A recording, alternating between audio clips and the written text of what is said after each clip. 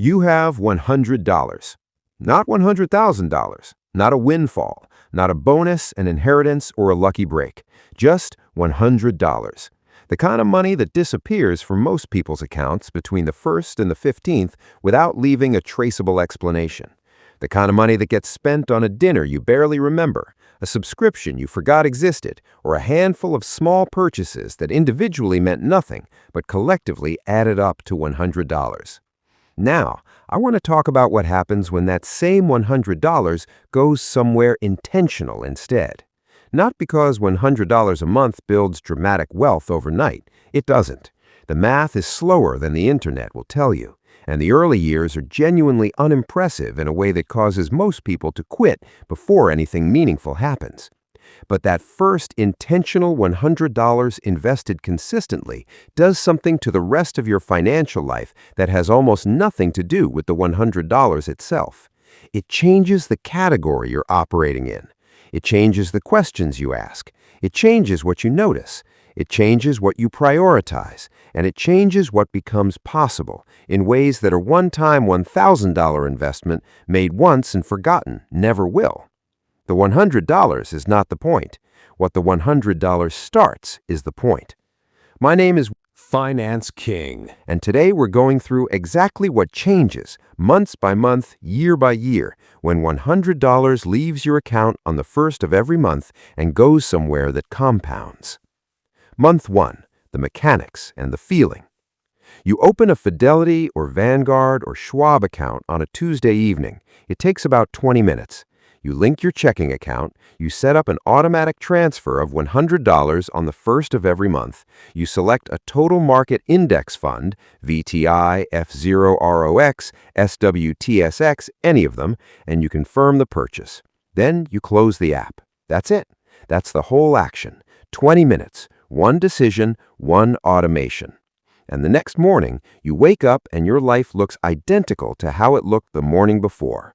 The coffee tastes the same, the commute takes the same amount of time, the account has $100 in it, the market moved slightly in one direction or another, and nothing feels different. This is the part that causes most people to underestimate what just happened. Because what just happened was not a financial transaction, it was a category transfer.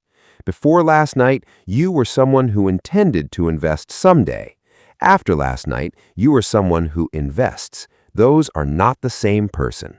They make different decisions, they notice different things, and they arrive at different places 20 years from now, not because of the $100, but because of the identity shift the $100 initiated. The behavioral research on this is consistent. The single most reliable predictor of continued investment behavior is having started. Not the amount, not the return, not the market conditions at the time of the first purchase, just whether the account exists and has money in it, and you just crossed that threshold. Everything that follows is easier than what you just did. Month 6, the first test. The market drops 8% in 3 weeks. Your $600 in contributions is now showing a balance of approximately $563. You have lost $37 on paper. And your nervous system, which evolved in an environment where loss meant physical danger, registers this with a disproportionate response relative to the actual magnitude of the event. This is the first test, not of your financial sophistication, but of your ability to do nothing when doing nothing feels wrong. The people who pass this test, who look at the $563 balance, remind themselves that they don't need this money for 30 years and close the app without changing anything, are the people who build real wealth. Not because they're smarter, but because they've correctly identified that their job at this stage is not to optimize, it's to not interfere.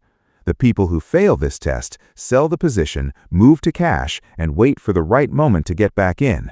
The right moment never arrives with a signal. The market recovers while they're waiting. They buy back in higher than they sold. The cycle repeats every downturn for 20 years, and the cumulative cost in returns missed, in behavioral friction, and in the compounding that didn't happen is not a small number. J.P. Morgan found that missing just the 10 best trading days between 2003 and 2023 cut returns in half. Most of those 10 days happened in the 2 weeks following the worst days. The people sitting in cash waiting for stability missed the recovery that began while the news still looked terrible.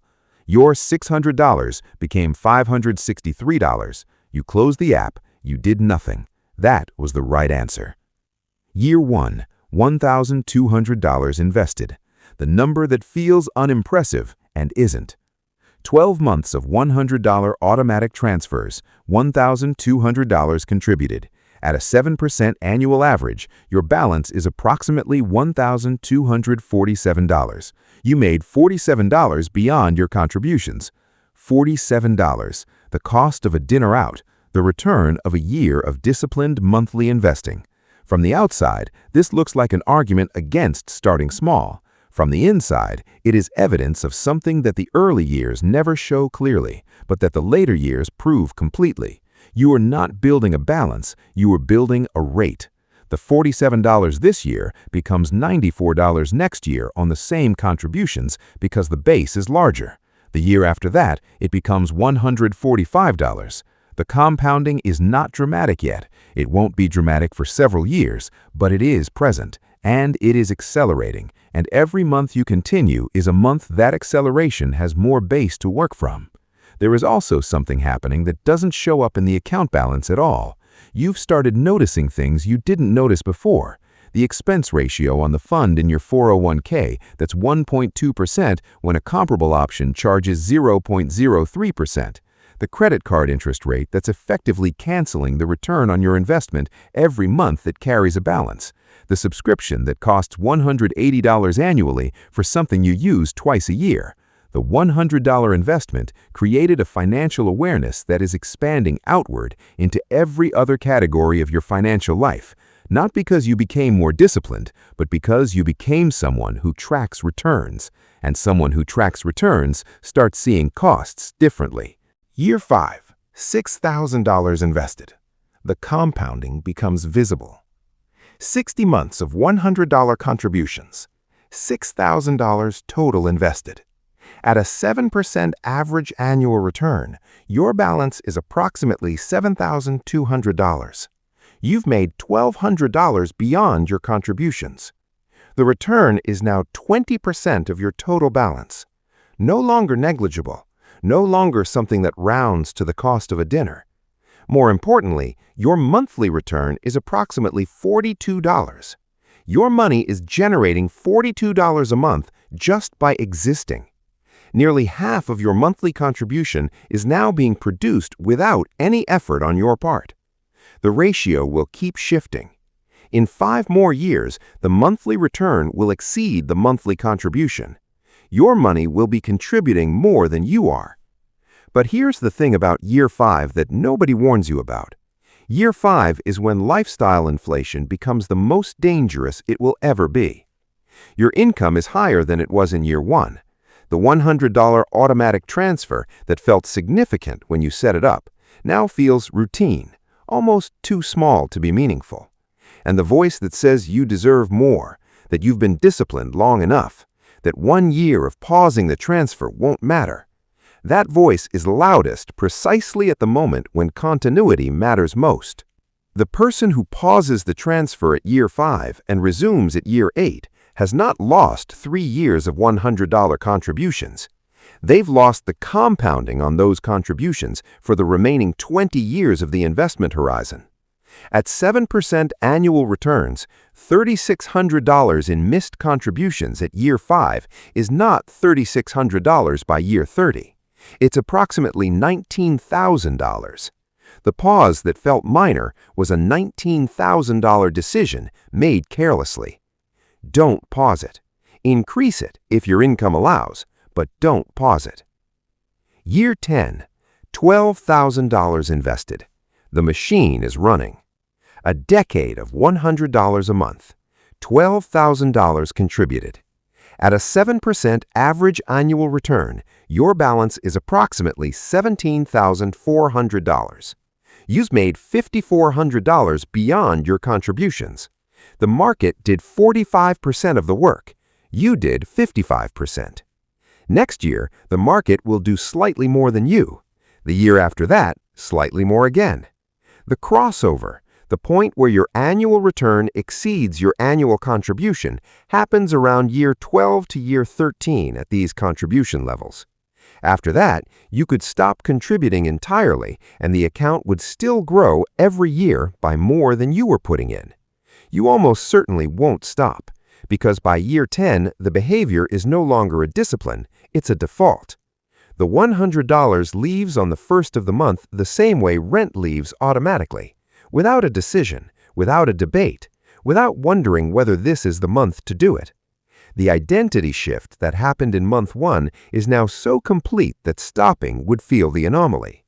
And something else has happened by year 10 that is harder to quantify than the balance. You now have 10 years of evidence. Evidence that you can do something consistently. Evidence that you can make a decision and honor it through market corrections, life changes, income disruptions, and every other force that typically erodes financial commitments. That evidence is worth more than the account balance itself in terms of what it predicts for the next 20 years. Year 20, $24,000 invested. The number that reframes everything. 2 decades of $100 a month. $24,000 contributed. At a 7% average annual return, your balance is approximately $52,000. The market generated $28,000 more than your total contributions across 20 years. Your money has made more money than you put in. The thing you started with, $100 on a Tuesday evening 20 years ago, is now a self-sustaining system. A system that grows every year by more than you contribute annually. The math has fully turned. You are no longer the engine, you are the steward. And the person checking the banking app at 2:54 in the morning, the one who couldn't imagine that $100 a month could become anything, that person is genuinely unrecognizable from where you're standing today. Year 30, $36,000 invested. The number nobody believes until they see it. 30 years, $36,000 contributed, just $100 every month without interruption. At a 7% average annual return, your balance is approximately $121,000. The market generated $85,000. You generated $36,000. For every dollar you put in, the market put in $2.36. Your total return is 236% on your contributions, all from $100 a month. All from one decision made on a Tuesday evening. A decision that took 20 minutes and felt almost too small to matter. Now extend it. $200 a month for 30 years at 7% becomes approximately $243,000. $300 becomes approximately $365,000. $500 becomes approximately $608,000. The variable that matters most in all of these numbers is not the amount, it is the 30 years. Compounding needs time the way a fire needs oxygen. It doesn't work without it, and more of it produces results that scale faster than the input suggests they should. The person who starts at 25 with $100 arrives at 55 in a fundamentally different financial position than the person who starts at 35 with $300. Even though the second person contributed more money, the decade costs more than the contribution. What actually changes? The real answer? The banking account changes. That's the obvious one. But what changes first? What changes in month 1 before the balance is meaningful is your relationship with money. The $100 investment creates a financial identity, and that identity expands. You start asking about expense ratios because you have an account with expense ratios. You start understanding compound interest because you have an account that demonstrates it. You start noticing the credit card balance differently because you can now calculate what that balance is costing you relative to what your investment is producing. The $100 is a financial education that pays you to attend it. Every month the account exists, you learn something about how money actually works. something that no amount of content consumption produces as reliably as having real money in a real account doing real things. And then there's the other thing that changes, the thing that's harder to name. It's the 2:54 a.m. banking app check. Not immediately. The early years don't provide enough balance to quiet that anxiety. But somewhere around year 5, the check begins to shift in character. It's no longer panic-driven, it's curiosity. The same hand reaching for the phone, the same screen glowing in the dark. But now you're checking something that's growing rather than confirming something that's standing still. That shift, from checking out of fear to checking out of interest, is what $100 a month actually buys. Not in month 1, in year 5. And it costs exactly $100 a month to get there. The $100 you invest this month will not change your life this month. It will change the person making the decision next month, and the month after that, and the month after that. And that person 30 years from now will have built something that the person sitting on the couch tonight cannot quite picture yet. So here's my question for you. What's stopping you from setting up the automatic transfer today? Because the hardest part isn't building wealth. The hardest part is becoming the kind of person who starts. And that transformation begins with the first $100.